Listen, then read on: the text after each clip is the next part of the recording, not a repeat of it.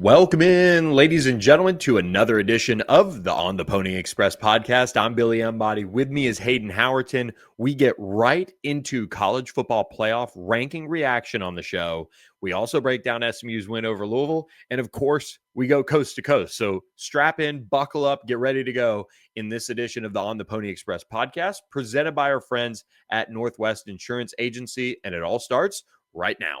SMU fans know the importance of protecting the football. Northwest Insurance has been protecting Dallas families and businesses for over 30 years. Founded and led by proud SMU alumnus Mark Villasana, the agency fights for its clients, finding the best coverage at the lowest rates. From auto and home to business and life insurance. At Northwest, we make sure you're covered so you can focus on the big wins. Call 214-352-5656 or visit us at nwagencies.com. Northwest Insurance, coverage that's always a victory. Pony up.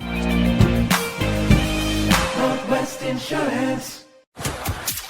This is the On the Pony Express podcast, part of the On3 network. Check out all the SMU coverage you need at ontheponyexpress.com. Now, here's your host, Billy Embody. Billy Embody. 1, 2, 3, let me go.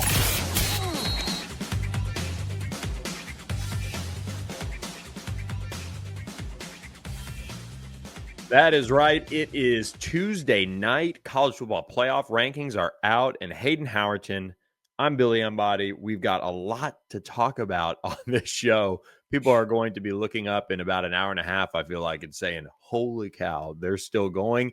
But yes, we're helping you guys through your Thanksgiving preparations, your family time. Maybe you need to go outside and just take a breath from the family. We've got it all covered for you guys here on the Pony Express podcast, presented by Mark Villasana, Northwest Insurance Agency, 214-352-5656. You're going to want to maybe see if Mark Villasana has insurance on flights, some travel insurance, maybe, because SMU just made their debut in the college football playoff rankings this season. They're at number 21.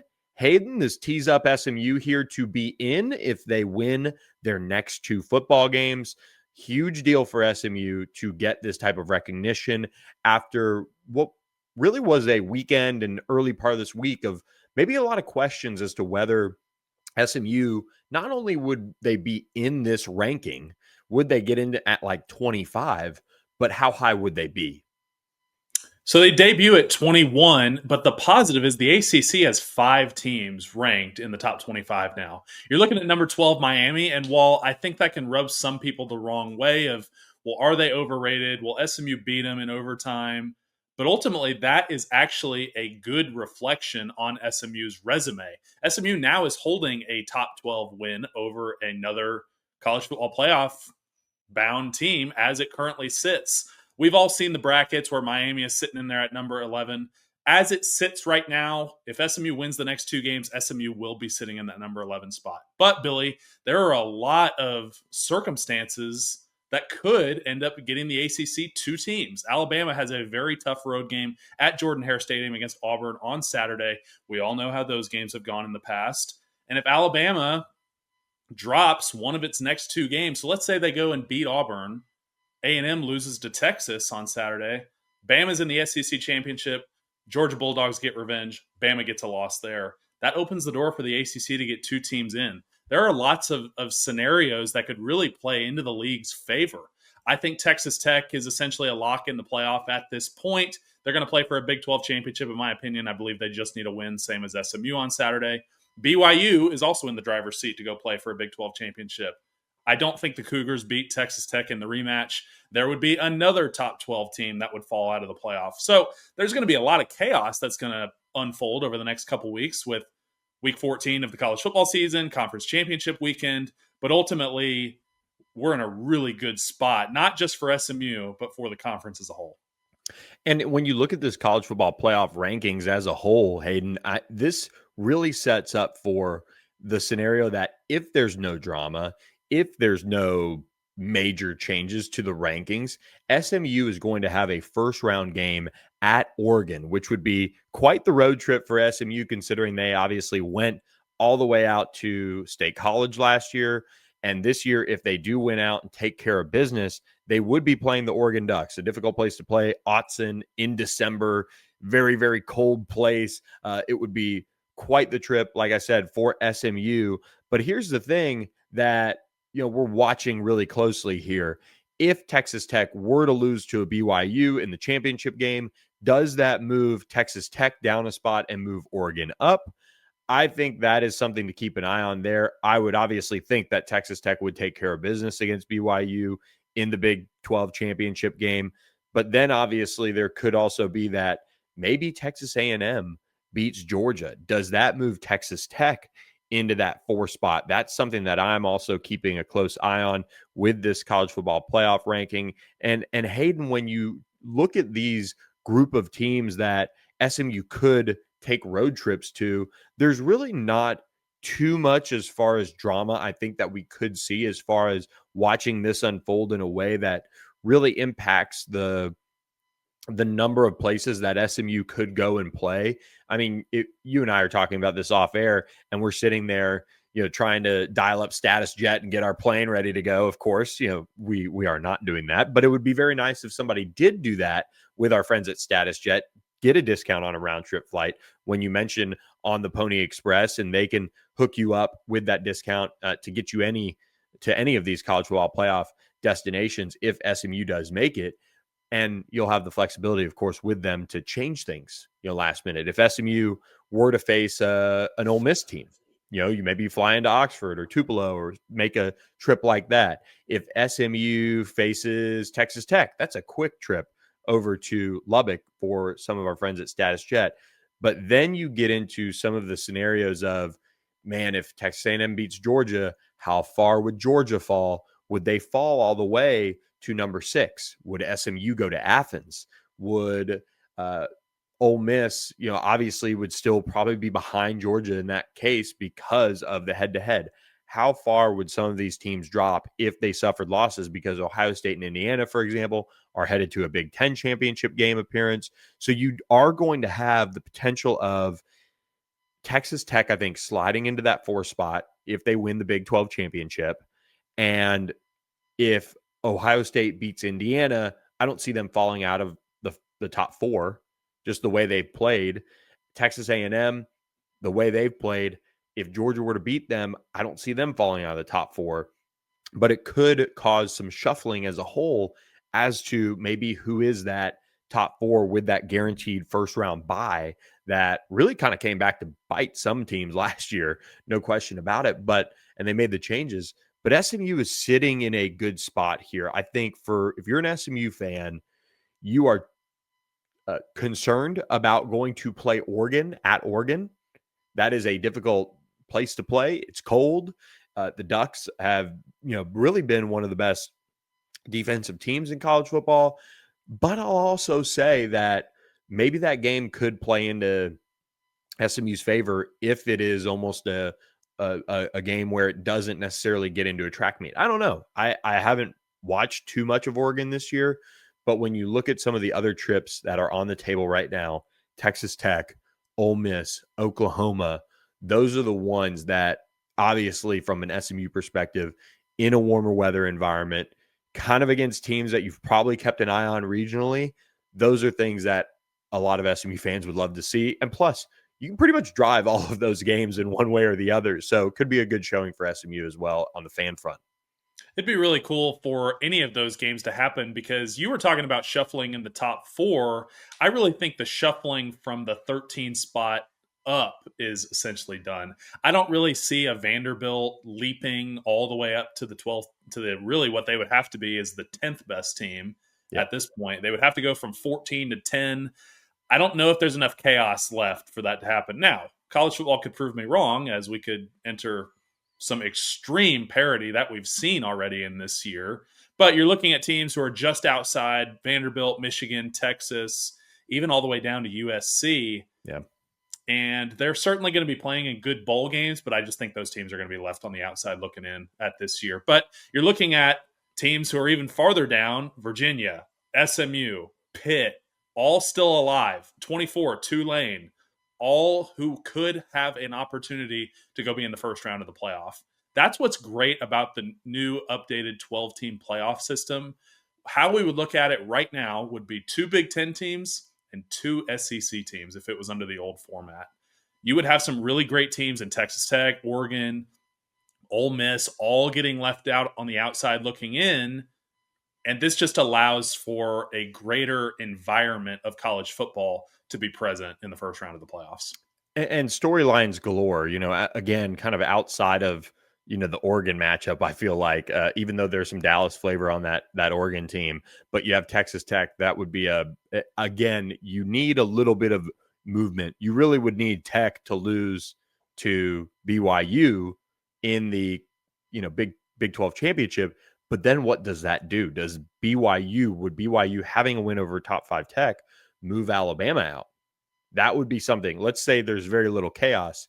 If BYU were to beat Texas Tech, that would probably push them to that spot over Alabama, I would think, right? Like you'd have that type of argument to be had there, because you go to your conference championship game, you help yourself that much, and then Tech slides to 6, SMU goes to Lubbock, things like that could happen.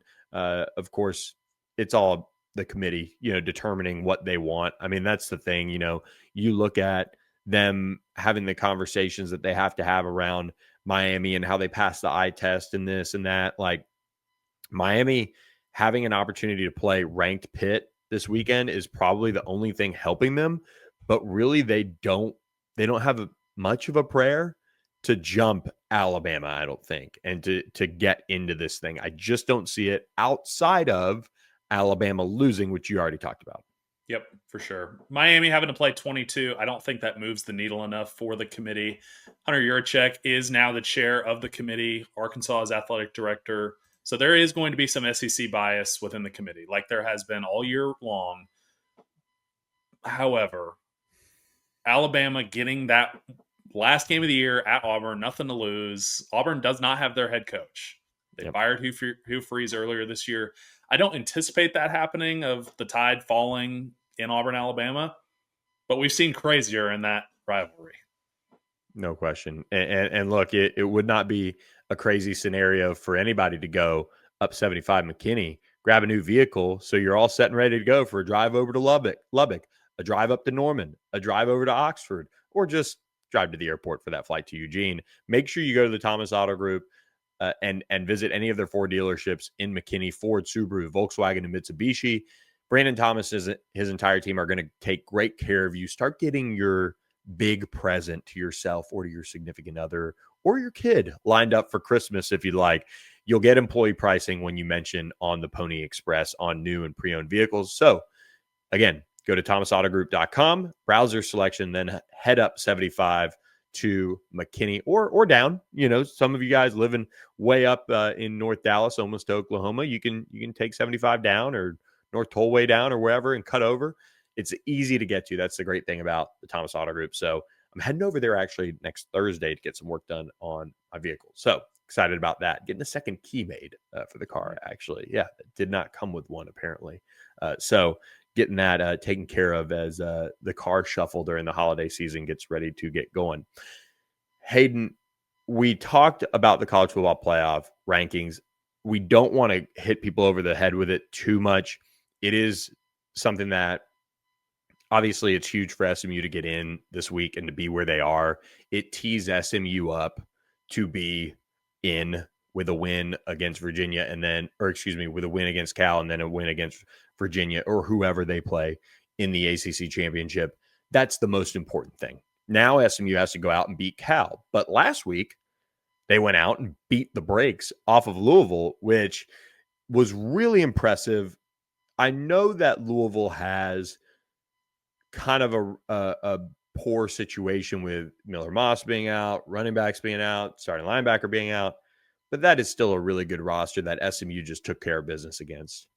That's an excuse, because ultimately that is a very good roster that went and played Clemson very tightly a week ago. And while we've said multiple times on this show, Clemson is not the same Clemson that they have been in the past. It is still a very talented roster that can, if they put it together, I believe can still beat anybody in the country if they were able to have some kind of miraculous turnaround.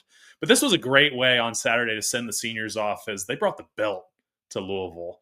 This was a game that really was not competitive after halftime for sure, and even parts of the second quarter. But it was a beautiful day at Ford, almost a picture perfect day as SMU finishes the 2025 season at 5-1 at home, sending these seniors off the right way with a big win over Louisville and a really unexpected ass kicking. There's really no other way to say it because I certainly didn't anticipate it. I expected this to be a 7-point game. I thought SMU was not going to hit the above 30-point mark. They were able to get there and get there semi quickly as they were able to get the second string guys in the game in the back half, which is really cool for senior day to be able to get some of these guys that don't touch the field as much out there in front of their family, in front of all the fans for one last time at Ford Stadium. But Friday night, Billy, we just had a awesome SMU weekend. We had SMU basketball, but beforehand, we got to go see our friends at Los Charros. And I got some delicious brisket fajitas. We paired that with some margaritas, and what a night that we had on Friday. And, you know, a lot of people who attended there are on the ponyexpress.com subscribers, which, you know, the message board community, make sure you sign up for just $1 for your first week and join us and find out about these events that we're doing. But Los Charros also partnered with Socorro on this evening, and we kind of facilitated that where we had a little bit of a tasting going on, you know, had some of the Reposado, had some of the Blanco on hand, maybe had a little bit of those minis as well to hand out. Those were all out there at Socorro. And a lot of people, we had our guy Chris behind the bar at Los Charros. Some of you may know him from some other spots around SMU, but a guy that I know well, he made up a margarita reposado situation that was just outstanding, and everyone really kind of bought in on that one and really enjoyed it. I know that was what I handed you from the bar as well. So Socorro, Los Charros, a perfect match right there on Hillcrest at the Graduate Hotel. So make sure you visit them, ask for Socorro, tell them on the Pony Express sent you. You can go for breakfast, lunch, dinner. What a time. Really looking forward to doing some more events with them over the course of this basketball season in particular. It's such a perfect spot to go pregame. It was an 8:00 game, so that helped a lot. But even 7:00, we would have gotten there at 5. We could have hung out for 45 minutes, hour 45, no problem. For those of you who are other guys fans on that reference. But we had Socorro, we had fajitas, we had the guac, the queso, tried it all. Everybody there was so nice. Thank you so much to Los Charros and Socorro for hooking it up, but especially our On the Pony Express subscribers for joining us. That was a major key to start off the weekend. Yeah, another key why that night was so great. They've got TVs too. We were able to watch the beginning of the NC State Florida State game. But my keys to Saturday, we start off, win the first series. And I haven't cared recently if it's been offense or defense, but what a surprise for this SMU team to get the ball, put together a really nice drive. It was assisted by 2 defensive pass interferences on Louisville, but you cap it off with a KJ 2-yard rushing touchdown. And in some mirroring of that 2024 game where SMU received, took the ball, drove the field, and scored on a short yardage rushing touchdown, where you got settled and you were like, okay, that's the first time we've seen that this year. Let's see if they can keep that up. And Louisville, they turned around, they put together a nice drive of their own, and they kicked a field goal to cut the lead to 7-3. But after that, SMU never looked back. They led wire to wire in this game. And a huge part of that was that fast start that they were able to get off to. The second thing that I thought was a huge key for this one, win and dominate the line of scrimmage. This one's got me feeling nicey with how this game turned out. We won the rushing battle 178-128 against a very good rushing offense and a really solid front for this Louisville defense. SMU allowed 1 sack. Louisville allowed 2 sacks, so we were able to win the pass rush battle as well. And the skill position guys on both sides were flashy, but our bigs were dominant on Saturday against a very physical and proud Louisville team.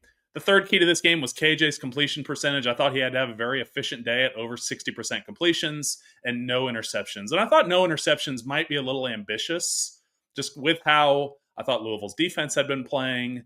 And I wanted them to take a little more high percentage throws, give KJ some easy pitches and catches where you keep that Louisville defense on their heels. But this was an elite day from a quarterback that is cementing himself as an elite SMU quarterback, where recently SMU has had some good ones. KJ is moving into the argument of he could be the best ever 79% completions for KJ, no interceptions, very efficient, especially on third down. Third down passing 9 for 13. Really great day from our signal caller. I thought, while this may not be Kevin's best day, and I'll get to this more in the offensive section, this was his most efficient and is a big reason why we were able to lead for so long. I said something like that on the message board about him maybe being the greatest SMU quarterback ever, and got some pushback from some folks from different eras, but it really is a player that, from an athletic standpoint, from a talent level, from the potential to rewrite the record books, obviously, if he comes back next year and has the type of season even that he's having this year, he's going to be all-time leader in passing yards, touchdowns. I think touchdowns accounted for. He's just moved into second all-time in a lot of those spots. And I believe he owns 4 of the top, or maybe 5 of the top 10 completion percentage days, including the number 2 all-time in that for single game. So just an outstanding prospect. It's a different day and age of college football. Just because you think he's going to be the greatest ever doesn't necessarily mean it's a shot at anybody else. But especially in recent history, Shane, but Kevin is just trending that way. I mean, the way he has put SMU in position for where it is over the last 3 years is really something. And he's helped in a different role, going into that AAC championship year, but he had some critical drives to put them in that game. You look at the Tulsa and Memphis and some of those different games that year, all things that, SMU really needed out of him. And then these last 2 years just being really stellar for the most part. You can tell that him and Mason Heinschel next year are going to be, and assuming Sagapatelli returns, which is probably a big question right now, but I think Kevin Jennings and Mason Heinschel are the 2 best quarterbacks in the ACC. I think Kevin's going to have some Heisman Trophy buzz again going into next year. He's top 10 in the country in passing yards. Nobody's talking about that. He's being held back by some of the efficiency things over the course of his season. But, man, very few quarterbacks are playing at the level he is right now. No doubt. I'm trying to pull up his passing yards right now of where he sits. He's number 9 right now in the country. He's 30 yards behind Joey Aguilar at Tennessee. He's 50 yards behind Josh Hoover. He's right there, guys. He's an elite quarterback that I love. Shane. Yeah. Shane could run at times. Yeah. Kevin is one of those guys where when he leaves the pocket, it's not that you're going to worry about him ripping off a 50-yard run, which he's capable of. Yep. But guys run downhill, and Kevin is just so good at throwing on the run. I think he's better throwing on the run than he is sitting in the pocket throwing, which is crazy to see how comfortable he is with these sidearm throws, some of these where he's getting his arm at weird angles. Kind of reminds you a little bit of Patrick Mahomes, how he's able to do that with some of his just pure arm talent. But we'll get to more of his offensive performance here in a second. But ultimately, if Kevin was not the starting quarterback for this team, I think how the first 4 games would have been how the rest of the season has gone. Yeah, it's just totally different on many, many levels. And so kudos to Kevin for playing his best ball at this time of year, because even last year, I felt like at moments in the month of November, he kind of had he had a couple bad turnovers against UVA in that second to last game of the season. And then against Cal, I think Cal was pretty clean, but you have a guy who's playing with a ton of confidence. He's feeling it with his receivers and, trying to make things happen out there as well. So great job by Kevin Jennings, and great job by our friends at the La La Land Foundation. We've told you about this partnership that we've been lucky enough to be a part of now. And this is not one that I think many people will point to as something that they can get out of, except for the fact that you can get so much out of giving back. And I think that's what's really, really important about the La La Land Foundation, is that it's built around kindness. It's not built around, solving something or getting a pat on the back. It really flies under the radar in a sense, because that's kind of how La La Land was kind of built in a sense. You want to have this space that can help people grow and assimilate into adulthood. And the way that the La La Land Foundation works with the La La Land cafes around the country is just something that's so unique. And that's why we're so proud to partner with the La La Land Foundation. You can support them financially. You can support them with your time and mentoring some of these young adults who are moving into adulthood, especially out of the foster care system. And if you go to lalalandfoundation.com, you can learn more about how you can assist. And they're also looking for corporate partners to really help them take their support in communities around the country to that next level. So they need your support as far as people giving their time, their money, and their just overall support and mentorship. And I think that's one of the things that makes it such a special organization to be partnered with. So during this holiday season, consider taking some time to research how maybe you can help the La La Land Foundation give back in your local community. So they make great coffee. They make so many good things there out of that La La Land Cafe. But really the kindness that everything that they do is built around is what stands out about that to us. So a lot of goodness coming out of La La Land, and some goodness coming out of this SMU offense on Saturday as well. I saw some gold cups on the boulevard for La La Land Foundation. Got some gold stars to give out this week on offense. I do want to say this was a dominant performance for probably 75-80% of the game. I'm going to catch some flack for this. I'm only going to give the offense a B+ for this week. I thought parts of the third and fourth quarter were a little sluggish. The film room had about a 20-play break, which stick around for film room. That's coming in this episode as well. But there was about a 20-play break where I'm sitting here watching the tape, and there's just not really much for me to say. There wasn't just anything that just jumped off the tape as exceptional for you guys. I thought the execution and focus dropped just a little bit for a second, but it did pick back up in the second quarter, or the fourth quarter, because overall, guys, this was a spectacular day for this offense. 485 yards on the day, a season high 28 first downs, as you were able to sustain drives and keep Louisville's defense on the field and just wear them out. Average drive length for this offense, 8 plays. You dominated the time of possession battle for the first time this year. You won it 36 minutes to 24 minutes. That's what you have to do against these very physical teams to deliver the knockout blow at the end. Like we talked about, an incredible day for KJ. Something to note, he did not walk on senior day. I think that was one of the questions of, are we going to see him as a just in case? But seems like Kevin's starting to make his bed that he will make the return next year. 29 for 37, 303 yards, 3 touchdowns, no turnovers. I was a little confused on why KJ was out there with the second group until I saw this little underhand pitch pass that got him over the 300-yard mark. Third straight 300-yard game for KJ. First time he's done that in his career. And he rushed for another touchdown on the opening drive. Kevin's the best quarterback in the ACC right now, bar none. A big part of why this day was so great, there was a big day for the receivers as well. Jordan Hudson's just that dog, guys. 8 receptions, 96 yards, and a touchdown on top of it, where he went up and climbed the ladder and mossed that corner. I mean, that was one of the more impressive plays we've seen him make. And he's still wearing the J.J. Watt arm brace. He's not able to get full extension. He's still able to get up and high point these footballs. Ymir Knight, 6 receptions. He added a touchdown. I thought Matthew Hibner had a great day, 4 receptions, 58 yards. He was really effective on third down as well. And then his run blocking ability is always something that I think can't be talked about enough. But this offense was just lethal on third downs, as I referred to earlier.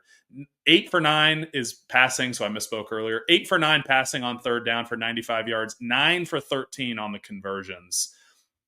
That being said, I was shocked when I was looking at the average yards to go on third down. I figured with a 9 for 13 day, we'd be hanging out in 3rd and 3, 3rd and 2 maybe.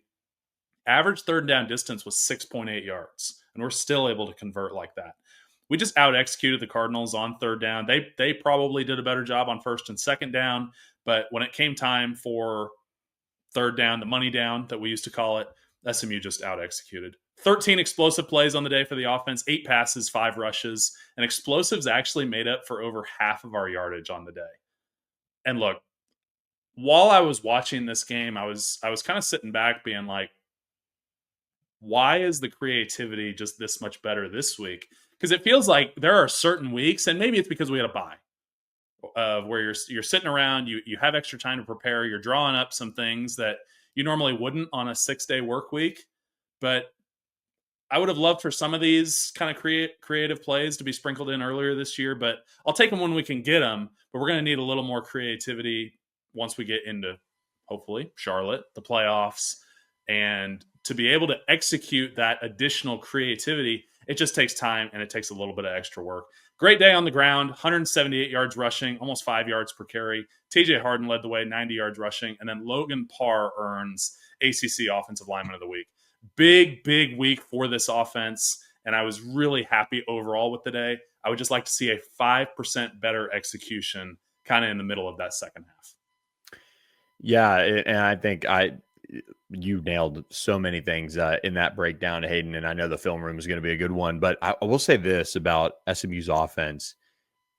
I think for me, watching that third quarter, it was just such an interesting quarter because everything was there. You want to know what it kind of reminded me of? It reminded me of some of the missed throws that Boston College had against Georgia Tech, even against SMU early when the game was still in the balance. But when Boston College was trying to close out that Georgia Tech game and Dylan Lonergan was missing wide open tight ends, was late on that 2-point conversion throw, there were certain things about that kind of moment for SMU in that third quarter that really kind of stood out to me. But also, SMU only had 2 drives in that quarter. So they got the ball, they went 8 plays, moved the ball 40 yards, and then really they went on a 12-play, 60-yard drive. So it was just kind of a weird quarter where Louisville was able to get the ball and really kind of control, in a sense, that whole kind of thought around that quarter because they were able to eat some clock off early. And then SMU was really kind of just, average, nothing really special. In that third quarter, kind of like really was weird the way the third quarter kind of played out because you blinked and it was over and you were thinking, well, Kevin really let some plays be left out there, had missed some throws, and it just really was just kind of strange the way it happened, and missed some really just layups for the most part. And so I don't know. I mean, we see that with this offense from time to time. There's no doubt about that. And it's been something even over the last couple of years that we've seen. But SMU still came out of that third quarter winning it 3-0, which is still really, really key, obviously. And coming out of halftime, making sure that really after Louisville, I felt like kind of grabbed a little bit of momentum late, 21-6. They had just kicked the field goal. I think SMU kind of botched the end of the half in a sense where they kind of moved the ball a little bit, and then a sack really just kind of made them eat it. So at that time, Louisville had also kicked a field goal right before that. So they were able to kind of manage the third quarter, get out of it with adding to its lead. And so it didn't really bother me in the grand scheme of things. It just set up for a fourth quarter that you knew SMU had to go out and execute. And it kind of made the game was never close. It was never in doubt, but it just made the game more interesting than it needed to be for that third quarter. And look, like you said, I think, kind of talking about it as a whole, if that's what we're going to have to put up with, that's all right. They ended up putting up almost 500 yards of offense, and we'll gladly take a 21-6 lead going into the half. And then if this defense continues to play the way it does, then you can kind of rely on that to jump out and keep pinning your ears back and getting after these teams. Yeah, it was interesting in the sense of we still had to execute late in the game. It was also a little more interesting to me because I was riding with my prop donation for Sportsmo. SMU went over 122 yards rushing, so I did make a donation to the Mustangs that I set up pregame. I was really happy to make that donation because it meant we had a great day on the ground. So I will be sure and throw another one of those little prop donations for the Cal game this coming weekend. But to get over to the defense, I got the defense with an A+ this week. This has been a wild ride of a season for this defense with how it started, but the shutdown ability for this defense this late in the year, it's been remarkable. I mean, we've talked multiple times about getting people back on this defense has been huge just from an injury perspective. You've gotten Cam Robertson back. You've gotten Alex Kilgore back. And I know he's been back for a few weeks at this point, but Cam Robertson stepped right back in like he never left on Saturday. Had some huge pressures that we'll show in the film room. Scott Simons is just cooking right now up in the booth as he's a semifinalist for the Broyles Award, 3rd year in a row for the best assistant in the country. Really happy for him to be a part of that special group where he gets to be recognized for his accomplishments because this defense just dominated Louisville on Saturday. Louisville gets down early. They became desperate. They started pressing. I mean, especially in that second half where you're down 3+ scores basically the whole way. And I expected them to try to come out and just air this thing out to try to get back in the game. And the defense still only allowed 100 yards through the air. I think a big part of that was how great you were situationally. Louisville was 3 for 12 on 3rd down with an average distance to go of 4.9 yards. I mean, you're living in 3rd and medium, and that's okay.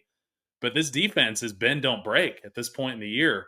2 sacks on the day. Isaiah Smith got another. It's his 9th on the year. Most since 2019 when Pat Nelson had 12. Delonte Scott had 10 in 2019 as well. And the big thing for Turbo is he is 1 sack away from being SMU's all-time sack leader with 23 currently. 23.5 is the record, so 24 would put him as the solo record holder.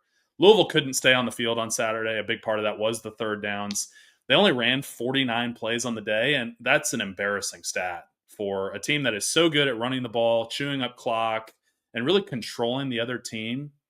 To only have the ball for 24 minutes and run 49 plays is an embarrassment. But it ultimately plays in SMU's hands as far as the longevity of the season goes, because when your starters are playing these extremely limited snaps, it's going to help guys be healthier in the next couple of weeks. Starters only played 30 snaps on Saturday. Ahmad led the way with 39. He was the most, but there were 10 guys above 40 snaps against Boston College. So you're going to go into this Cal game next week on the road. You've got to fly all the way out there. Defense is going to be overall pretty fresh. Yeah, it really helps when you're able to just get out ahead of these teams. And I know we've now become so accustomed to talking about SMU this way, but it's not a secret as to how SMU wants to play. It's very similar to how many teams want to play. You want to start fast. You want to play from ahead. You want to do all those things. But the way SMU builds its game plan is built around, and Rhett kind of talked about this on Tuesday in a way. He didn't say this exactly, but he talked about preparing the team and giving them confidence going into the game. That's what the coaching staff's job is for these games, is to make sure that their guys are ready to play, fresh, well-researched, all these things, but giving them confidence. That is the most important thing that they can do, because that can really be something that this team feeds off of. And when they get some of that and they have it at the beginning of the game and they execute and play the way they can, and you see it pay off, and then that builds their confidence. And it just makes SMU just that much better when they have the swagger, they have that flying around mentality, because they're playing from ahead. So it's cliche. It's what everybody wants. It's not rocket science, but the way SMU goes out and attacks that and builds their game plan around that, I think is so important. And that's why some of these games where SMU finds himself in a dogfight at half or might be down, it is so hard to overcome at times, because they really do build this game plan around, hey, we're going to start fast. We're going to be comfortable. We're going to be confident. We're going to do all those things to jump out ahead. And then we're going to go get after them even more and keep our foot on the gas, keep their foot on their throat, all of those things. And that's really where Rhett's aggressiveness and that nature comes from offensively. And then Scott Simons has learned how to obviously play to that with, coaching under Rhett Lashley and coaching under Hugh Freeze. So it's really quite the dynamic there for SMU and how they go about it. So just kudos to the staff for getting this defense to the point where now they're getting healthy and now they're getting confident. That's scary for a lot of teams around the country right now. The mark of a great coach is not, hey, what does your first quarter look like? It's what adjustments can you make at halftime? What adjustments do you make on a week-to-week basis? Over the entire season, we've seen the defense make the adjustments necessary to put them in this position where Now, Scott Simons is getting all these looks for awards and potential head coaching jobs, and it's huge, and he's a huge part of the identity of this team because of what he does. But think back to week 3 of this year where people were like, man, we must have gotten lucky with the talent that we had last year, but we've trusted the process. You've allowed Scott Simons to really mold this defense into what he needs it to be, and they've showed up in a big way. The same way that they've molded this special teams unit into one that is performing. I gave them a B+. This is kind of a no news is good news situation, as it was kind of a non-topic after this game. 1 for 1 on the field goal, 5 for 5 extra points. Stone Eby actually kicked an extra point for the second straight week. I put out a tweet about him and just kind of what a guy, what a glue guy he is. One of those guys that kind of keeps the whole locker room together. He's one of those guys that you want your team to have the selflessness that Stone Eby has. And it's really cool to have watched him carve out his own role in this team. He's not a starter, but he wears a ton of hats. F-back, extra O-lineman. We've seen him play defensive line at a time. We see him as our backup kicker now, where you're seeing SMU develop these selfless guys that just plug and play wherever the team needs them. Yeah. I thought coverage on special teams. Sorry, Billy, go ahead. No, yeah, no. I think Stone Eby is like one of those poster children of why you come to SMU, because and why you, even if you stay and it maybe doesn't go your way as far as accolades, as far as stats and production and starts and all of these things, that is why if you stay bought in, that's what it looks like. And I mean, you got to have talent, you got to have toughness, you got to have all the things that Stone has, and some of these other guys that have been able to carve out roles and still be bought in and get the praise when they finally get in there, like a Charlie Pfizer and some of these other guys. But Stone is why you kind of come to SMU and what he's been able to accomplish and overcome, really, with all the changes he's been through positionally, coaching, all of the things. Yeah, he broke the rock post game. So Rhett is obviously making it a point of that's what we're looking for on senior day, where you could have had a bunch of these high production guys go out and get that award, because it's a big deal. And to have the team where they keep all these little tiny pieces of the rock from their wins over the season, they keep them in their locker. That's a really cool thing. That it's actually Coach Grizz's wife hand paints all of those rocks. So that's pretty awesome that they end up doing that. Back to special teams, I thought coverage has been okay. I think the returns have been fine. I would like to see some more explosiveness. I mean, Ymir is so good at fielding these punts. Most of the time, it's, all right, we're going to field it, fair catch it, or we're going to field it, and it's a 3 or 4 yard return. And that's fine. I would rather take a essentially guaranteed field, because he does an amazing job at making some of these spectacular catches. But just the returns haven't been what I had expected going into the year. Link Rhodes, he only had 1 return on kickoff return. It was a return that I was surprised he made, to be honest. It was one where he kind of caught it off his shoestring and he bobbled it for a second. Only ended up being a 14-yard return. That's like the second time, I think, this month that he's had a little bit of a questionable kickoff return. It is something that's getting addressed. I'm not going to sit here and say, oh, well, what are they doing about it? They're talking about it. But these kickoff return guys, they're a different breed, man. They just want to go out there. They want to make a play. They get the ball in their hands, and it just kind of overtakes them, I guess. He just needs to be a little bit smarter situationally, kind of understanding there is a time to return one of these. Don't know if that was the time. Yeah, just a strange return there, just as a whole. I mean, there's just no doubt about it. But look, nothing strange about saving money on tickets, and especially now. I mean, all of you people out there, and yes, you people should be jumping on the Game Time app today. Go ahead, get it downloaded, and get ready for, let's just say, potential games in December, right? SMU going out to Cal this weekend. Of course, you can find some great tickets for that one. Guess what? I was a little surprised on this, Hayden. Get-in price, $19. So I thought it would be a little bit lower than that after Cal fired their coach, Justin Wilcox, but they are not. They've got a ton of great seats for you guys. Look at where you can sit. And it's kind of funny. The prices around the SMU side, this is the Calgorithm going to work here if you're watching on our YouTube channel. But look at those ticket prices on the visitor sideline compared to across the way on the Cal sideline. I mean, just price gouging the Mustangs out there who are trying to get a good glimpse of SMU out there at Cal. But look, the best part about this is we know with the Game Time app, you're going to know your fees. They're already included in the price. So you are not surprised by fees. You're not surprised by this. You're not surprised by that. You get a chance to take a look at your seat. Look at this. If you really wanted to get up there and see some of these seats, you can get a good glimpse of them. As of course it's not working on here right now, but there you go. You can get that end zone view there for SMU at Cal. Look at that packed stadium. That can't be from this year, but we'll let it slide.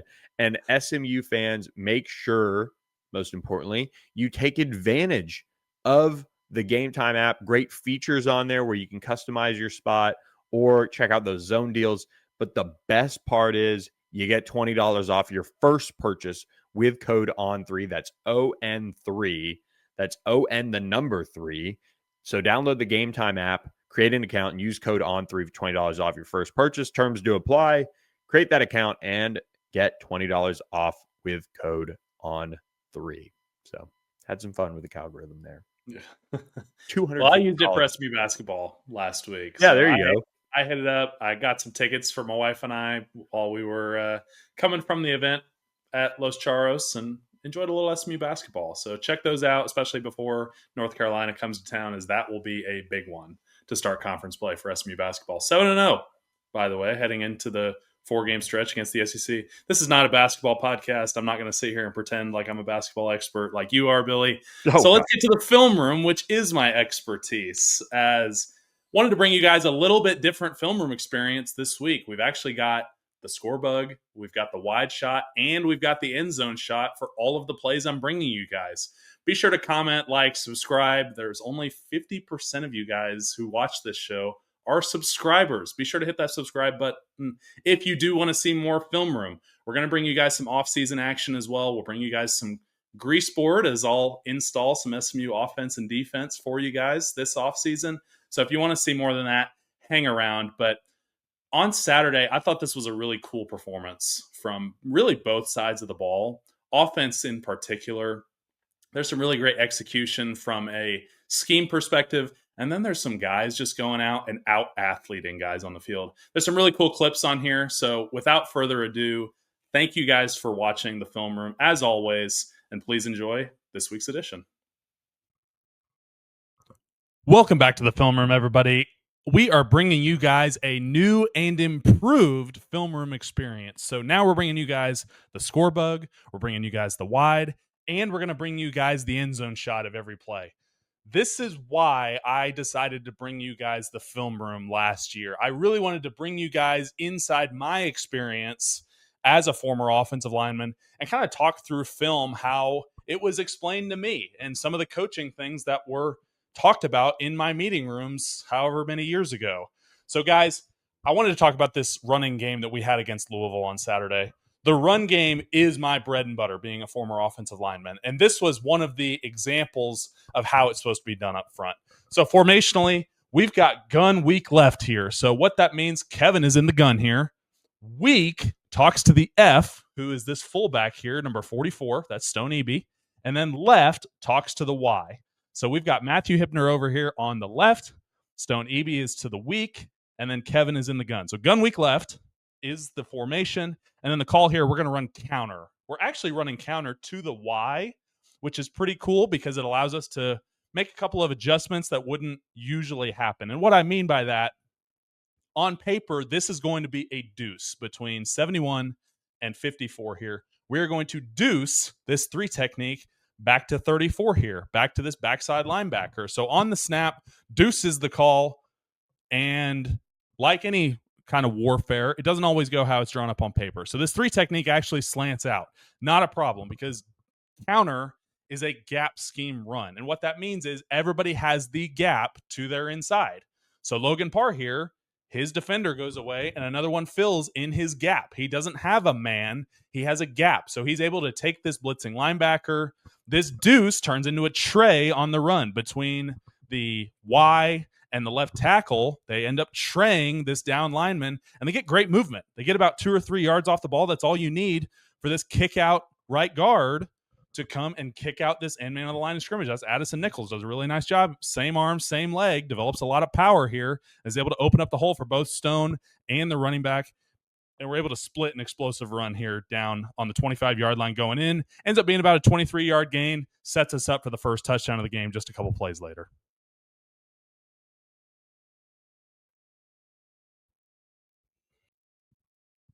Thought this group did a really nice job protecting Kevin for most of the day on Saturday, and this was one of those games where you only give up 1 sack, and even that 1 sack I don't think is the fault of anybody. So second drive here for this offense, 3:54 to go in the first.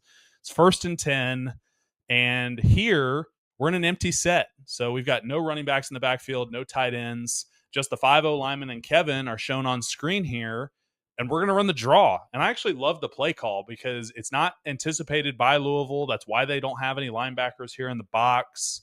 But Louisville has a great call here up front as they're going to run a TE over here on the right. So the down tackle goes first, the end loops around. And they're going to run an ET over here on the left as the end crashes inside and then the tackle loops around behind them. This is one of those draw beaters, but I don't think Louisville prepped for this. I think this was just one where they ended up having a great play call against this look. This does go in the book as a sack. This is ultimately one of those where the offensive line, I think, did pretty much everything right. They kept everything in front of them. They didn't give up a ton of penetration. You would love to see Savion snap off to this number 95 who's looping around that Kevin eventually gets sacked by. But ultimately, this O-line kept everything in front of them, and even Kevin is just trying to find a seam that he can go get through here. You see Josh Bates climbing for the next level guy here on the draw. They're really doing everything that they can. This is just ultimately a great play call by Louisville. So on this next one, second quarter here, I think this is the third possession of the ball game for SMU. And we have another really great run play coming up here. So we've got Matthew Hibner over here. He is lined up as the F, kind of right behind PJ over here as the right tackle. RJ Maryland is the Y. He's going to motion across here. And we've got bad angles for what the play call is here. So this is going to be an outside zone play to the right here. And on paper, we're looking at these mics here because in odd, you're going to have 2 Mike linebackers, and they do give us an odd front here, which, let me go back.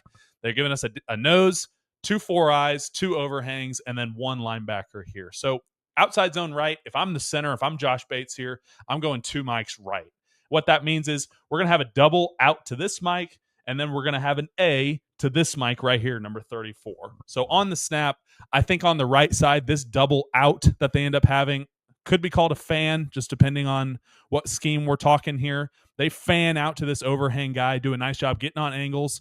A really nice man reach here by Addison Nichols, the right guard, number 63, as he just gets on an angle and keeps pressing. He doesn't allow this D tackle to come off. He keeps applying pressure. He makes him fight through the pressure and then ultimately seals him out for TJ Harden to hit it right behind him. What I'm most impressed on this play, though, is this A combo between the center and the left guard here, as they've got a head-up nose and then a front side linebacker that they're going to have to go reach.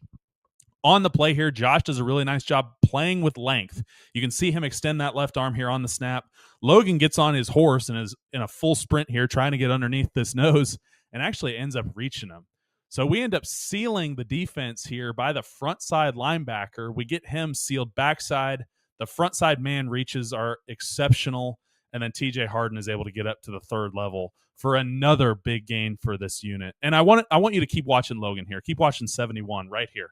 As play's still going on. He's still fighting to keep front side leverage, and this down lineman is just giving up. Play's not over. Play's still going on right here, and he's done. He's out of the play here. So great job by Logan, really enforcing his will on this, and a great run by this offensive line unit. I've said previously, football is not always about X's and O's. Sometimes it's about Johnny's and Joe's here. So same drive, just a few plays later. In the second quarter, we're in the red zone here. Ball's on the 7. And there's nothing really schematically here that's important, but I want you to watch Jordan Hudson here at the bottom of the screen. This is a guy that we are so fortunate to have as he transferred in from TCU. He joined the good guys across town, and he climbs the ladder here and absolutely mosses this corner. I mean, what a throw as Kevin puts it right where only Jordan can go up and get it. And then what a catch. Let's watch it from the other angle. Man, I'm shocked at this catch. I mean, just how he got up there, just pinpointed this ball, and then the sideline knows it too. As Rhett's excited, you can see him stick his arms up for the touchdown symbol. I mean, the whole sideline is just stoked for Jordan Hudson here, as what a play by that young man.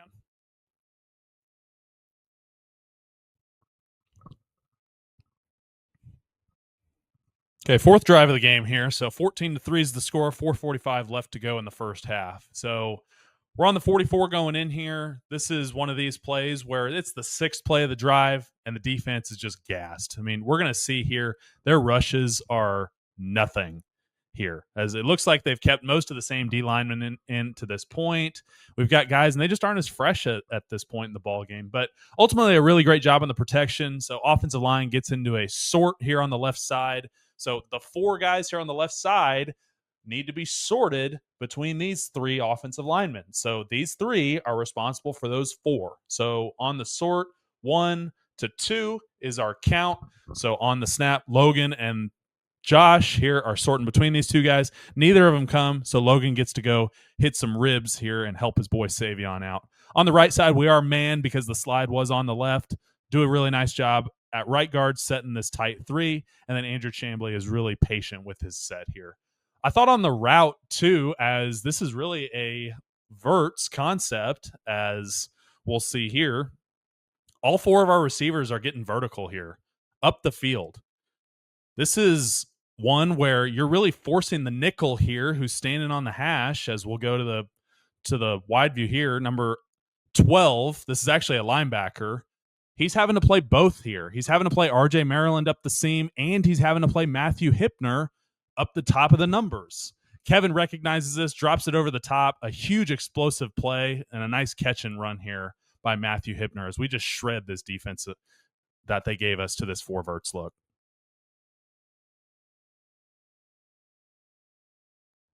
So just 2 plays later, we're on the 5 going in. We're deep in the red zone, and we're knocking on the door here. So this is one of the things that Kevin excels at, is his ability to improvise. He makes great plays out of nothing as we get into our typical counter protection, which we've seen 1,000 times on this show. So Logan pulls out there. He gets to the edge, helps seal it. Kevin's running around here in the backfield. There's really nothing open. So Kevin's scrambling. He goes up into the line. He's getting around guys. This almost reminds me of Johnny Manziel. And then he's just able to flip it to TJ Harden. And look how much fun Kevin's having here, as not quite giving the money signs that Manziel would, but he's already sticking his arms up and running off before TJ Harden's even in the end zone. Really cool that we're able to watch Kevin and this offense just go out there and have fun and still be able to execute at a high level, even on a busted play like this. So I thought we hit a little bit of a lull in the third quarter. There's nothing really to show you guys all the way down until 9:44 to go in the fourth. And that gap is what plays into my score that I gave for the offense. But ultimately here, we're able to redeem that lull in play into the fourth quarter. So going in, we're in the deep red zone here. Ball's on the 6. Got 5 wideouts here, as I really want to watch Ymir Knight. But before we get to that, I do want to talk about the protection. So we're getting into a slide over here on the right side, but really this ends up being 5 single blocks here, as they've got more than we've got. They're blitzing 6 here. We've only got 5 to protect. Kevin knows he's going to be hot off of 1. He does a really nice job of understanding where that's at. But 5 really good sets. I mean, you're looking at Josh Bates here at center, locks this guy out, snaps his head back here, as really delivers a great punch. 2 great solo blocks here on the backside. Addison Nichols even throws a guy to the ground here. But we've got the free hitter coming for Kevin, and then we'll rotate over to the wide view. And I want to watch Ymir Knight here in the slot. Number 8, the number 3 receiver from the right, goes up, steps on this Nichols' toes, and really just runs a great corner route. And again, Kevin throws a perfect ball down here in the end zone where it's close, but Ymir is able to get 1 foot in here, as we'll see it from the end zone shot. He's in. There's no question about it. But another great pitch and catch, another great job by Ymir of just being able to field anything that comes his way. He's a great punt returner. He's a great receiver. And to be able to come down with a ball like this at this point in the ball game was huge for him, as he's putting together a really nice season for SMU. So this game's turned into a blowout at this point. 31-6, 6:23 to go in the fourth. There's no starters in the game at this point other than Savion, but there can't be any kind of drop-off in the level of play. So up front, offensive line left to right, you've got Savion, Paris Patterson, Graham Uter, Abel Hoopy, and I believe that is Andrew Chambly at right tackle there. Do a really nice job of just executing here. Middle of the field, we're going to get some runs in. We're going to try to run the clock out, but ultimately they are responsible for still executing at a high level against a very good defense. So we're going to run the counter again here. We're going to run it over to the right this time, similar to the play that we ran earlier in the game. And what a job executing. Everybody's on the right, guys. Might not be as dominant of guys just blowing guys off the ball, but everybody's on the right page. They're driving their feet. Andrew Chambly's doing a nice job of locking out that right arm and keeping that defender inside. Graham Uter did a nice job on the block back. Abel Hoopy climbs up. And then look at Shoddy. He's able to be patient here in the backfield, wait for the blocks to develop. And once he gets past the line of scrimmage, makes a man miss, breaks an arm tackle, and he's out the gate. He's off to the races, man. A 50-yard touchdown, longest of the day for this group. And I'm really excited for them. These are guys that don't get to play in every game. They get limited snaps. And for them to run out there and rip off a huge run like this, that's huge for the future of the program. Keeps guys involved, keeps guys from portaling up in a sense when they're able to go out and contribute in a big way like they could at the end of this game. So on to the defense, guys. Wanted to bring you guys just a few clips from them, as this was not a day where the defense just absolutely lit up the stat sheet. But I wanted to talk a little bit about the physicality of this unit. So end of the first quarter here, 7-3 ball game. Louisville's deep in their own territory. They're on the 12 coming out. And just the pursuit from this defense has been relentless. So on the snap, quarterback's going to pull it. You've got multiple guys in pursuit here.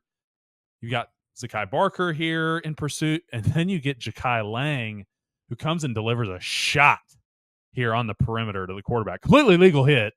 Got three guys around him, but delivers a boom that really just sets the tone here at the end of this first quarter of where Louisville knew early in the game and often this was going to be a long day against this SMU defense. I mean, watch the rest of the guys. Quarterbacks laying there, slow to get up. Guys are walking back to the huddle of, man, it was going to be a tough day to be a Louisville Cardinal against this SMU defense. Really cool to watch them get up, get going. I don't love Jakai standing over him like this. I think this could end up being a penalty. It was not, but could be something that we don't want that to hurt the defense in the future. But I love the mentality to go headhunting early in the game like this. So just under 2 minutes to go here in the first half, and I'm going to talk a little bit like an offensive lineman here. As Louisville's in the red zone, they're trying to get a score here before half and get a touchdown to help them claw back into this thing. Offensive line and pass protection, the tackles are responsible for the width of the pocket, and the interior guys are responsible for the depth. Essentially, if one doesn't do their job but the others do, the quarterback is able to step up into the pocket, or he's able to be flushed outside the pocket and to be able to keep going and make a throw on the run. Well, this is where it gets really tough when this SMU D-line closes in from all sides, and this quarterback is trying to throw out of a phone booth here. He's got absolutely nowhere to go. The walls are closing in on him. You've got DJ Warner here, who's even in here on a spy, but it doesn't matter.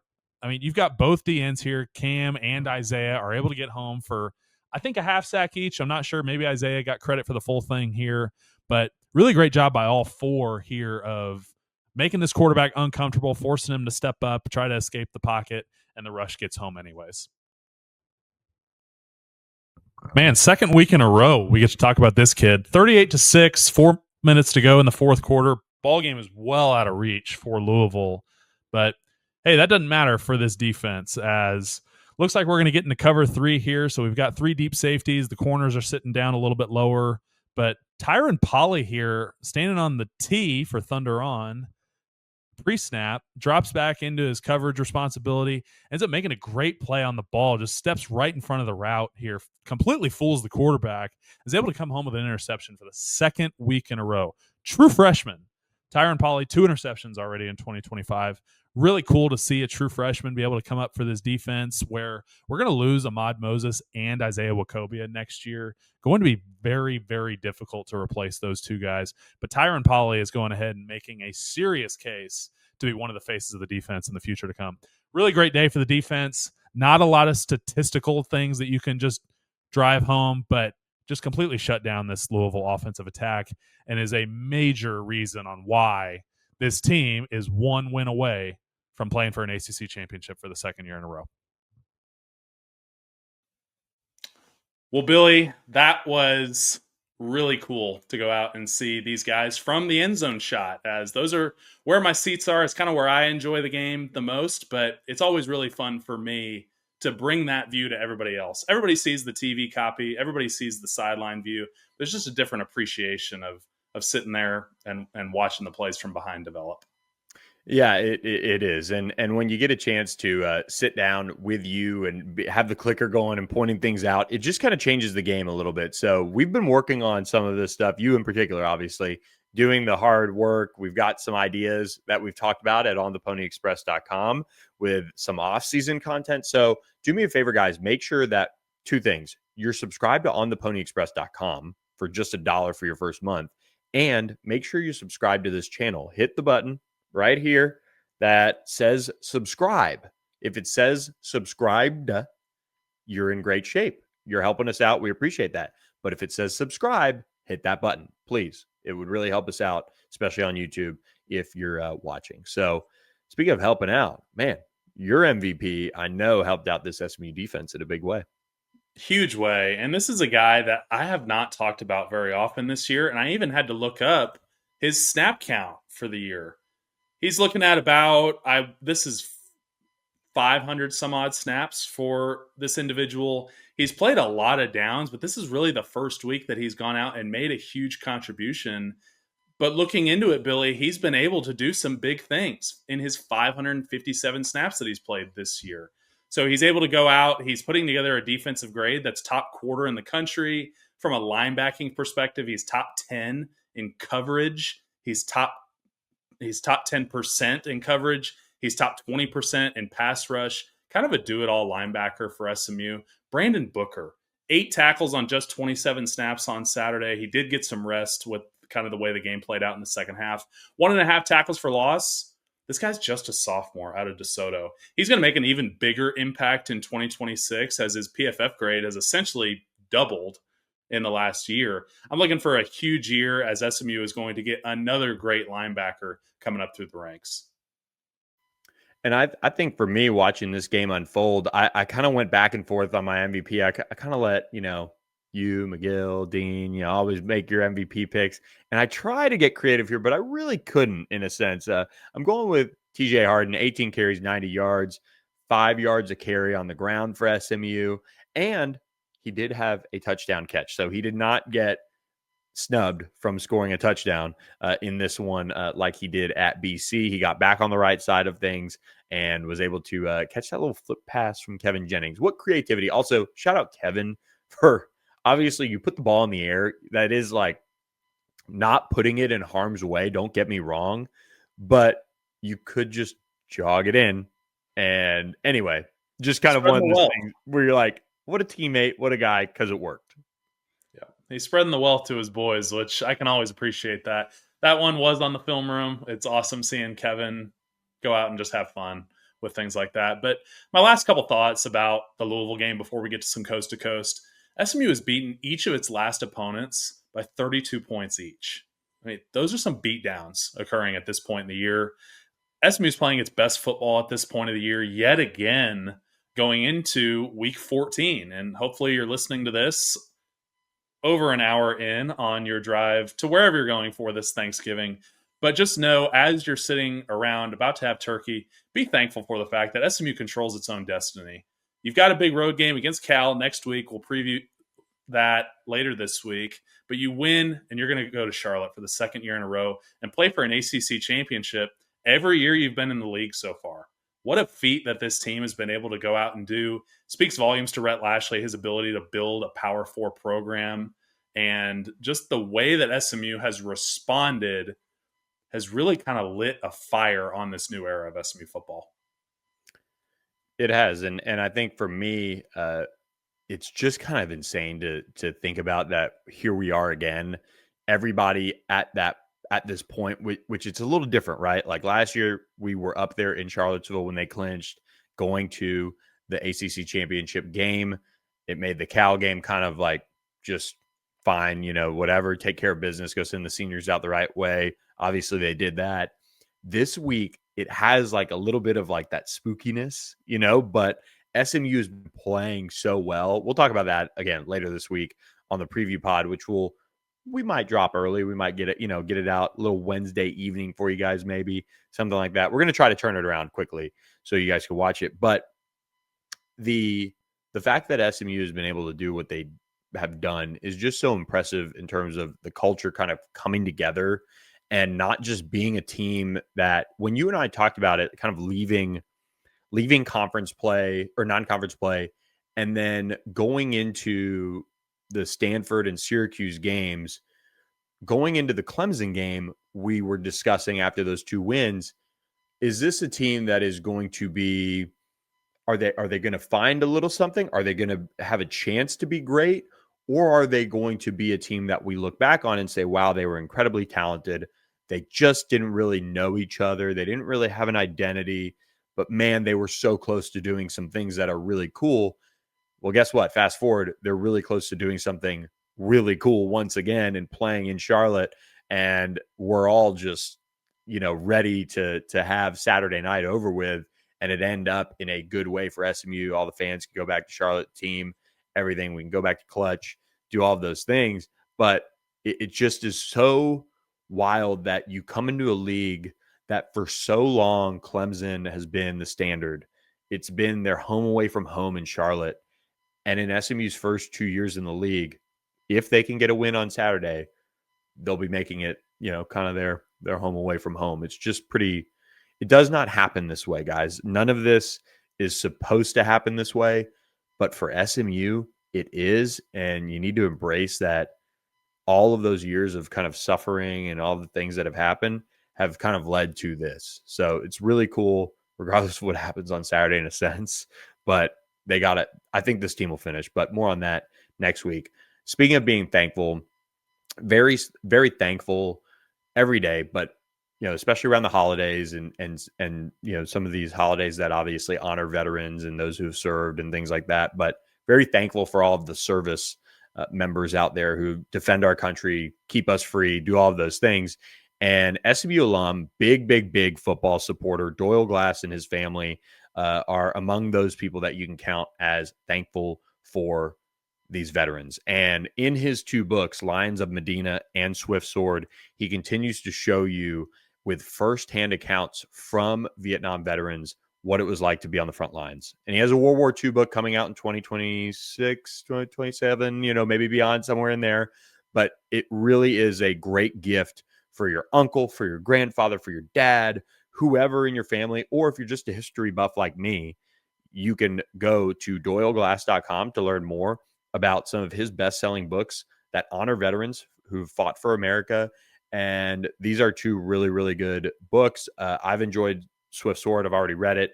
Like I said, I think last week we had Doyle Glass, support one of the NIL events that we moderated for you guys as the guys came into the program, and we just are really appreciative of him supporting us. And we hope that you guys support him by picking up a book today. You can get him on Amazon, Barnes & Noble, and go to his website, doyleglass.com. So really cool stuff there. And when you're maybe flying out to Eugene, Oregon, you're going to want it on your Kindle or something. So it's a great Christmas gift. If you've got somebody in your life that is big history buff, go ahead and pick that one up. That'll be so. Dad, if you're listening, maybe you're looking at your Christmas gift early, but it'll make a great gift for anybody in your life. But as we get to coast, I do want to talk about the fact that football is not the only SMU team that dominates November. Let's talk about volleyball again. 7-0 in the month of November after Sunday's game against Syracuse. The stat that blows my mind, Billy, in the last 22 sets that they've played in the month of November, they are 21-2. They've dropped 1 set this entire month. 21, 21-1. 21-1. Sorry. I know what you're saying. You nailed it. You nailed it. 21-1. So hey, what is it about one loss? I mean, let's just keep it like that for the rest of the time, right? Everybody, Rhett, Sam, we can all be in agreement. Just leave it at one. They will move into the NCAA tournament. The selection show, I believe, is this Sunday coming up. So SMU volleyball will find itself on the national stage as, like I've said previously, SMU's kind of emerging as an everything school.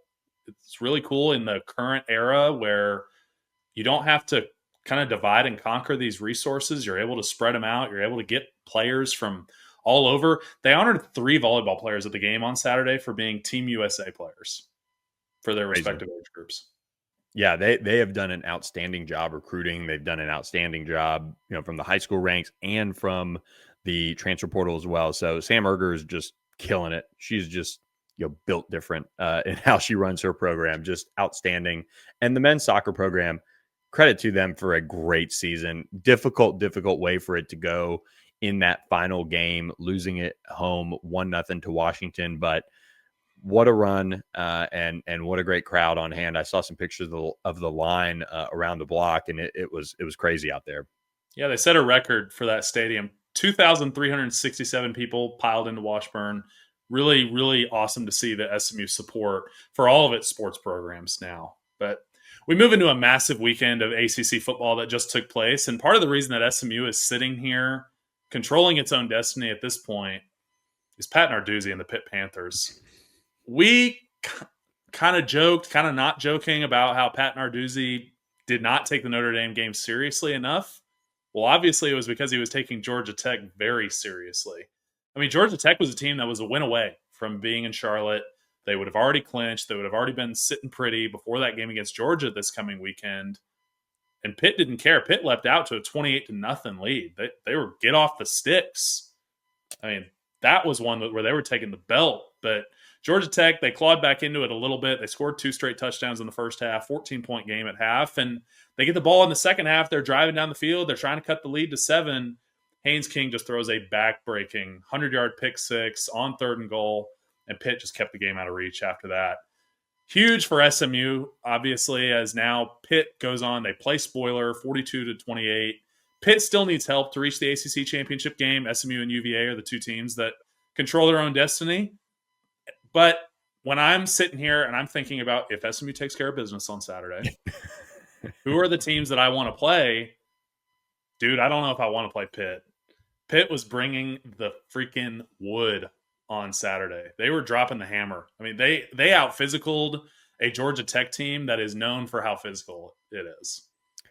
I've been really high on Mason Heichel, and I know, I don't want to become hone in on one kind of player and have it dominate how you discuss a team.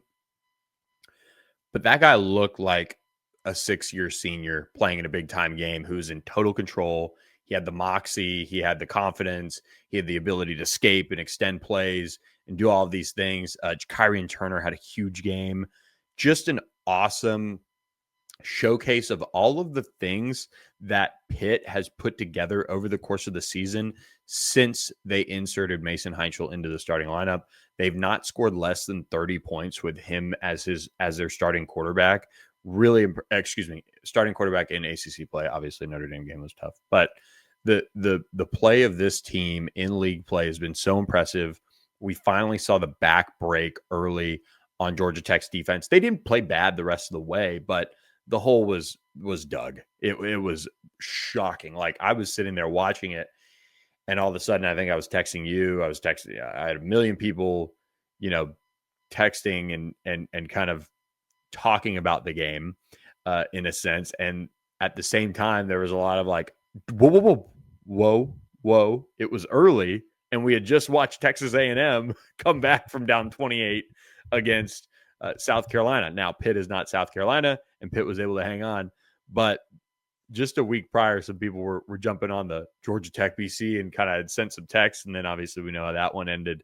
So I gave it until late 4th quarter on that one before being like, well, time to start thinking about what else SMU will have to play for this year. And it's all thanks to Pitt. So we'll see what Pitt happens does play Saturday. Miami. Yeah. Pitt plays Miami on Saturday. That's one that if Virginia is 2-18 in its last 20 games against Virginia Tech, if Virginia slips up, I want to say that game is a play-in. Yeah, let's see if it depends on the head-to-heads for Miami and Pitt. It could be. I kind of think Miami's out. Here we go. Let's I've seen tiebreaker. them. Here we go. Miami has like 7 scenarios to get in, and they're all Okay. and plus. Okay, Miami clinches a spot in the championship game with a UVA loss and a Duke loss to Wake Forest. Yep. And an SMU win. So their scenario is not that bad. I don't know if I want to play Miami again. If we're just going to keep it a buck on this show. Yeah, no, I'm good. Although I will say, just I don't know. I mean, we'll see. I know Miami would be favored. I bet you Miami would be favored by 8 points. Yeah. Pitt does get in with a win, against a win over Miami and a UVA loss. Okay, So Pitt is more in control of their destiny. Miami needs the help from Duke losing to Wake Forest. So SMU fans, you can be a Duke fan on Saturday as well. Yeah, I will be. Yeah. Former quarterbacks coach Johnny Brewer is the offensive coordinator. So yeah, if you're supporting the web of SMU Mustangs around college football, be sure and support the Duke Blue Devils. Yeah. It is cool. And one last piece about the ACC before we get to our quick hitters. I am very glad to see that this is going to be a year, unless it's Pitt, where there will be a brand new ACC champion this year. SMU, Virginia, Miami haven't won the league in the last 15 years plus. I'm trying to remember if Miami or if Virginia has. Pitt might have. Pitt won in 21, I think. Okay, yeah, because that's when he did the fake slide. Yeah. That was that. If UVA wins the ACC, that's my only thing about that, because I just think it's going to be awful in the first round for them. And I'm not even saying that from the standpoint of SMU's going to win in wherever they play in the first round. That's going to be a difficult, tall task to put together for wherever SMU goes if they win their next 2 games. But man, I just really don't think Virginia's set up to do anything. I think you can look back, and I hope we can hope, right? Wishcast, we would love to be covering games well into December. Let's just wishcast it like that, even if we were completely unbiased. If SMU goes out, and we're way ahead of ourselves now, but they go out, win the ACC, go on the road somewhere and play well and win, I would hope people bring up the fact that, man, this SMU team actually looked the part against Penn State last year. They just happened to throw 2 pick sixes, ruin their start early on, and then from there, the game was an out of control score. I just think the game would be an out of control score for UVA. So anyway, I in full agreement there, but got one more ACC game for y'all, and this is still weird calling it an ACC game. We are talking about the game, as Cal and Stanford call it. Cal rolled in 4-game win streak in this game, and Stanford took advantage. 2 scoop and score touchdowns. They win 34-10. Andrew Luck's Cardinal is more than likely going to finish at 4-8. They're 4-7 right now. They do play Notre Dame next week, which is kind of strange. And from what I read, the reason that they kept the game week before Thanksgiving rather than moving it to rivalry week is they had always played it in week 13 or whatever week it ends up being. But this is an interim season for Frank Reich at Stanford. It has the silver lining of where you go 4-8, but hey, at least you beat Cal in the biggest game of the year. Cal turns around, they fire Justin Wilcox on Sunday, and Nick Rolovich will serve as the interim head coach for SMU's game. You know, in a world where upsets happen, crazy things happen, Stanford hosting Notre Dame, mind you. Just saying, I would not hate it. I They would still not hate lost it to as well. Hawaii earlier this year. I know. Just be nuts. But it's not going to happen. We'll see. Look, speaking of things that could very well happen, you could create the backyard of your dreams as we get closer to closing out here on Coast to Coast with our friends at AKM Turf and Greens. AKMturfandgreens.com will give you $500 off your project by mentioning on the Pony Express. They'll create the backyard of your dreams. We have a couple people every single episode that we talk about AKM Turf and Greens chime in at ontheponyexpress.com who have used them and also left them reviews and shared their success story creating the backyard of their dreams with our friends at AKM Turf and Greens. So we really appreciate AKM for continuing to sponsor and support us. They just do great work out there. So make sure this holiday season you give yourself the gift of a new backyard from our friends at AKM Turf and Greens. So, man, Preston Stone, he is in the giving mood, and it is giving bowl gifts to this Northwestern Wildcats team now. They get a win over Minnesota. And then he goes out and he's named Big Ten Offensive Player of the Week. Really happy for Preston to be able to kind of get that fresh start at Northwestern. We talk about how great Kevin Jennings is, and hopefully that gives Preston some of the security of, like, if you're going to get beat out by anybody, get beat out by the best quarterback to ever come through SMU. Yeah, I completely agree. I mean, it's a difficult thing for Preston, I'm sure, but I think the success that he's now having, new city, getting out of Dallas, being in Chicago, I know Evanston, whatever, but like being up there, I mean, it's a great place to go to school. It's a great city. I mean, he's making good coin up there too. So I hope he's having a blast. I mean, we love Preston Stone, so we know he'll come back on the pod at some point or come on the pod in the future, I'm sure, with us. Yeah, no doubt. I mean, I'm sure his O-linemen are going to get some really great bowl gifts this year from him. And that's what's cool about the NIL era, that quarterbacks get to go and appreciate the big boys up front. So I got, when I was in New England, I got some gifts from my quarterbacks. Mac Jones gave me a pair of shoes that I still wear. And I was a practice squad guy. I'd been there like 3 weeks, and he still gave me some. So that it feels great getting it from your big time quarterbacks. Something that must feel great for Mike Norvell is getting a little bit of job security going into 2026. And this is what shocked me, as Florida State tells Mike Norvell he will have the job going into next year. Crazy. Billy, I don't know about you. I had this one written as it's going to become available as soon as the season's over. And so for them to come out and say that he's safe after the last really 2 years that they've had, this one really surprised me. On one hand, it really surprised me. On the other, the carousel is so insane this year, where there's so many big jobs open of really, who are you going to get at this point? Yeah. Because, and the reason that this is a big deal, guys, is SMU travels to Tallahassee next year. It's going to be part of your conference road. Allegedly. Well, or sorry, they do travel. They lead off with them. Allegedly. Yes, sorry, allegedly. I jumped the gun there too, but that's on me. But I will be there, take a nice beach trip, especially if it's early in the year. Kara and I will enjoy some of that. But it will be one where, if it is not the first game of the conference slate, is he going to be there? Yep. Yeah, it's really, I think, just a sign of where FSU is financially.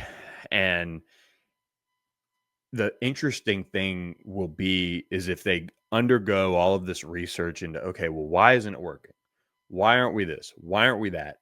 And they hit on it, but hit on it well enough where, let's say they win 8 games next year. What are you going to do? Is that like, oh, look at us, we're making progress? Or is that, well, flip a table, we dumped another $15 million into building out this roster and firing people and building out a new front office like an Oklahoma did with Jim Nagy and all of them, and kind of expanding that.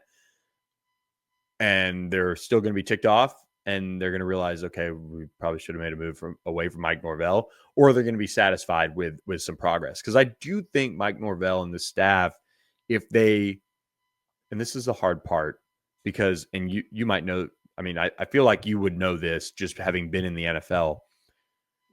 Athletic directors are not necessarily football people. Like Damon Evans is a football guy. that's great. He kind of knows the landscape of how you build teams and how you do this and do that. He's been a part of it. But a lot of these athletic directors haven't necessarily been that. They've been school administrators, they've been this, they've been fundraisers, they've been whatever. And when a Michael Alford is sitting there with Mike Norvell being like, okay, well, let's go out and let's hire so-and-so. Well, Mike is going to be a part of that process to interview him.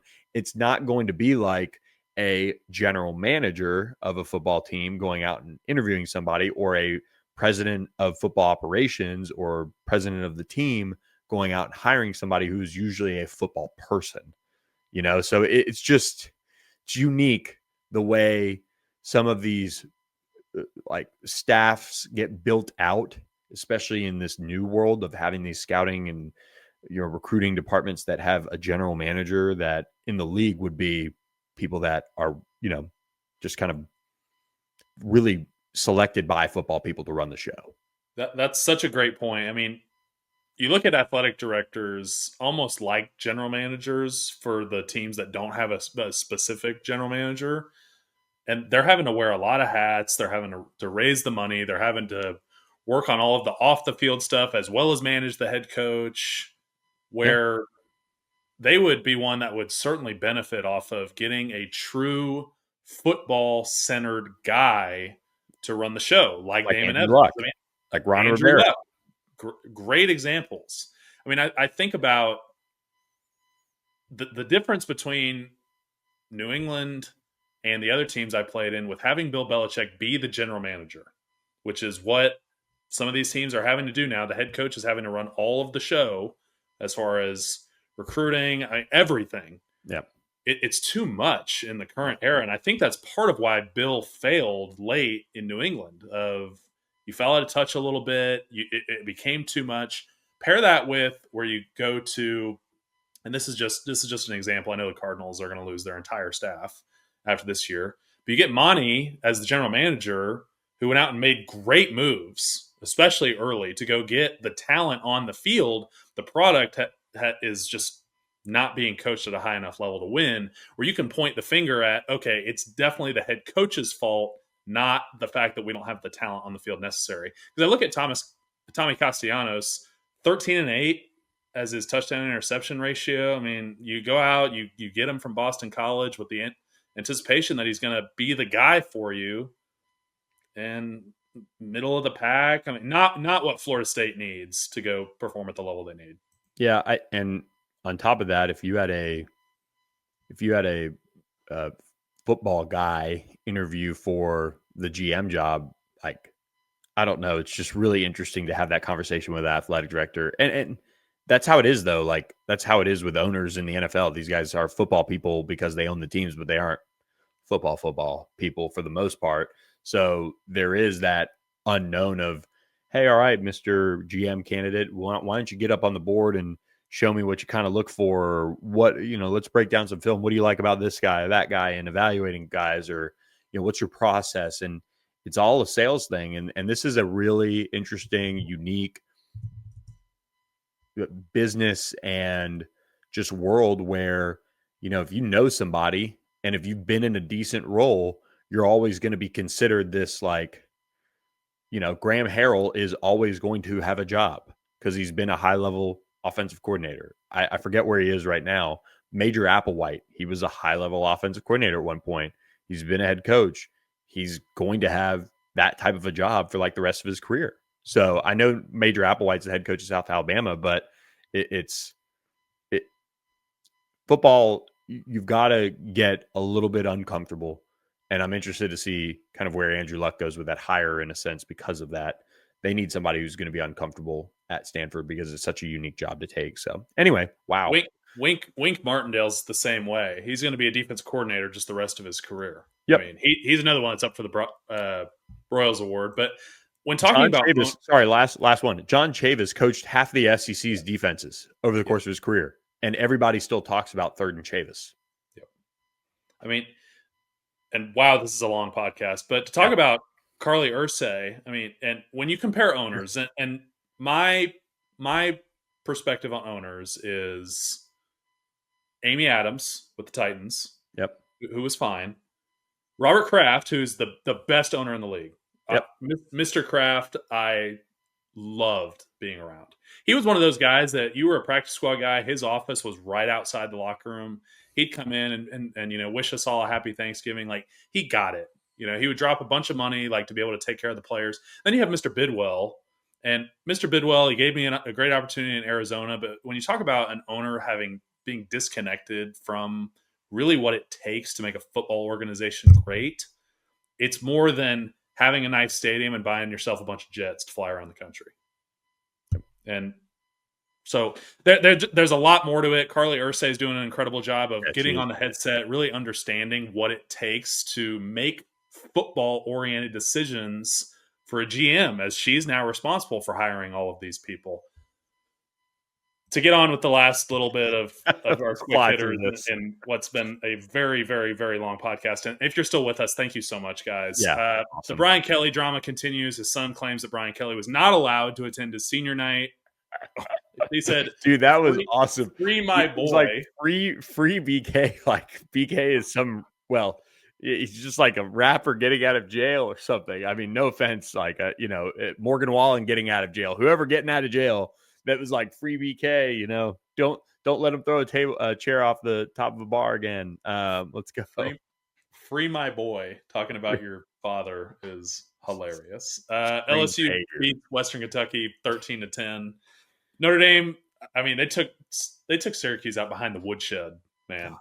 21-0 before the Irish touched the football, 49-0 at half, 70-7 is the final on that one.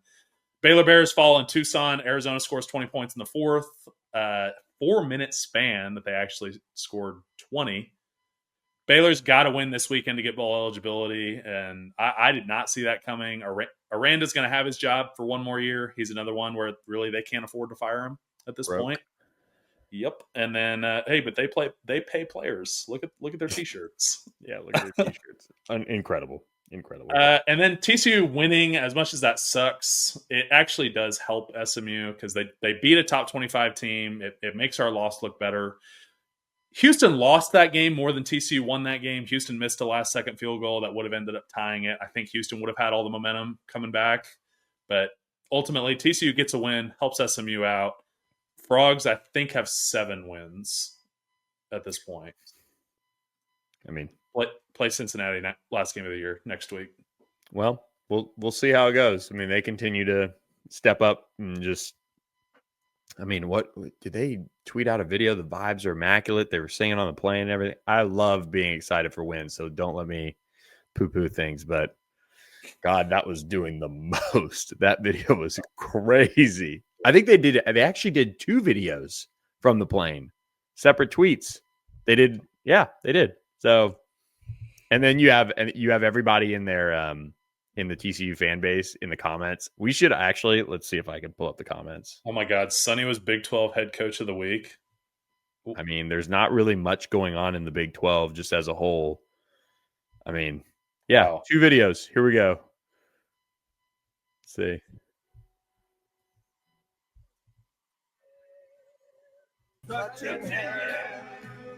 Singing on the plane.